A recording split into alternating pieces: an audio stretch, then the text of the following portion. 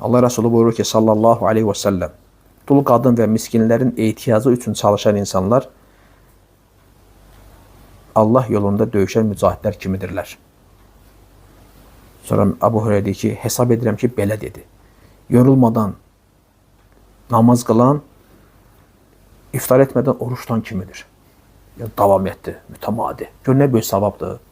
Dul qadınlara baxmaq, onların ehtiyaclarını ödəmək, onlar üçün çalışmaq, həmçinin miskinlər üçün, dul qadınlar üçün gərək insan xeyirxah olsun. Gərək onların qayğısına qalsın, onlar üçün onların yardımı üçün həmişə çalışsın, səy göstərsin. Kim belə səy göstərərsə, onlar üçün.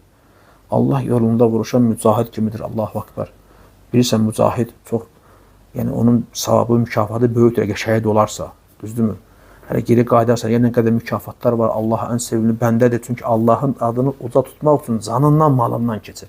Hər adam canından keçirmir, qardaş, hər kəsə canı əzizdir, canına qıymaq istəmir. Lakin mücahid hamısının gözünün önünə alır. Deyir, Allaha canım da, malım da fəda olsun, çıx Allah yolunda. Əzəmətli bir ibadətdir.